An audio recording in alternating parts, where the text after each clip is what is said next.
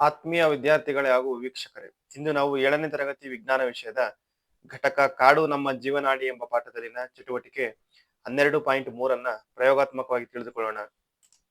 ಈ ಚಟುವಟಿಕೆಯ ಉದ್ದೇಶವನ್ನು ನಾವು ನೋಡೋದಾದ್ರೆ, ಸಾವಯವ ಗೊಬ್ಬರವನ್ನ ತಯಾರಿಸುವುದು ಈ ಚಟುವಟಿಕೆಯ ಉದ್ದೇಶವಾಗಿದೆ. ಚಟುವಟಿಕೆ ಮಾಡಲು ಬೇಕಾಗುವ ಸಾಮಗ್ರಿಗಳನ್ನು ನಾವು ನೋಡೋದಾದ್ರೆ, ಮಣ್ಣಿನಲ್ಲಿ ಗುಂಡಿ ತೆಗೆಯಲು ಬಳಸುವ ಸಾಮಗ್ರಿಗಳು, ಸಾವಯವ ತ್ಯಾಜ್ಯ ವಸ್ತುಗಳು, ನೀರು, ಇಷ್ಟು ಸಾಮಗ್ರಿಗಳು ಈ ಚಟುವಟಿಕೆಯನ್ನು ಮಾಡಲು ನಮಗೆ ಬೇಕಾಗುತ್ತದೆ. ಚಟುವಟಿಕೆ ಮಾಡುವ ವಿಧಾನವನ್ನು ನಾವು ನೋಡೋದಾದ್ರೆ, ನೆಲದಲ್ಲಿ ಒಂದು ಸಣ್ಣ ಗುಂಡಿಯನ್ನು ನಾವು ತೋಡಬೇಕಾಗುತ್ತದೆ. ಅದಕ್ಕೆ ತರಕಾರಿ ತ್ಯಾಜ್ಯ ಮತ್ತು ಎಲೆಗಳನ್ನು ಹಾಕಬೇಕಾಗುತ್ತದೆ. ಅದನ್ನ ಮಣ್ಣಿನಿಂದ ಮುಚ್ಚಿ ಅದಕ್ಕೆ ಸ್ವಲ್ಪ ನೀರನ್ನ ಸಿಂಪಡಿಸಬೇಕಾಗುತ್ತದೆ. 3 ದಿನಗಳ ನಂತರ ಮೇಲ್ಪದರದ ಮಣ್ಣನ್ನ ತೆಗೆದು ನೋಡಿದಾಗ ಅದರಲ್ಲಿ ಬೆಚ್ಚಗಿರುವಂತಹ ಅನುಭವ ಸಿಗುತ್ತದೆ. ಇನ್ನು ಕೆಲವು ದಿನ ಅದನ್ನ ಬಿಟ್ಟು ನಂತರ ನೋಡಿದಾಗ ಅಲ್ಲಿ ಗೊಬ್ಬರ ತಯಾರಾಗಿರುತ್ತದೆ. ಚಟುವಟಿಕೆಯನ್ನು ನಾವೀಗ ನೋಡೋಣ.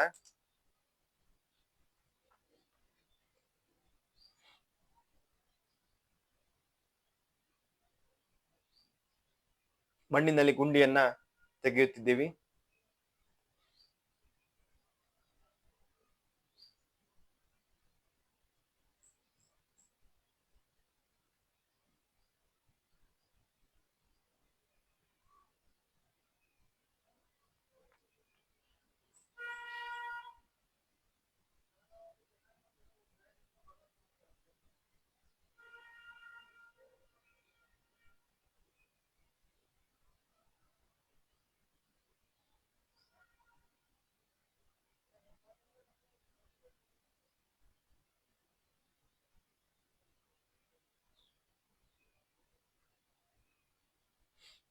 ಇದಕ್ಕೆ ತರಕಾರಿ ತ್ಯಾಜ್ಯ, ಮರದ ಎಲೆಗಳು, ಕಾಗದ, ಇತರೆ ವಸ್ತುಗಳನ್ನ ಸೇರಿಸಿದ್ದೀವಿ. ನಂತರ ಮಣ್ಣಿಂದ ಮುಚ್ಚಿದ್ದೀವಿ.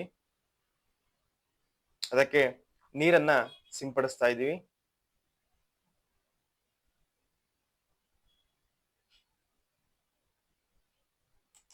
ನಂತರ ಇದನ್ನ ಮಣ್ಣಿನಿಂದ ಮುಚ್ಚಿ ಕೆಲವು ದಿನಗಳ ಕಾಲ ಹೀಗೆ ಬಿಡಬೇಕು. ಕೆಲವು ದಿನಗಳ ನಂತರ ಇಲ್ಲಿ ಗೊಬ್ಬರ ತಯಾರಾಗಿರುವುದನ್ನ ನೀವು ಗಮನಿಸಬಹುದು.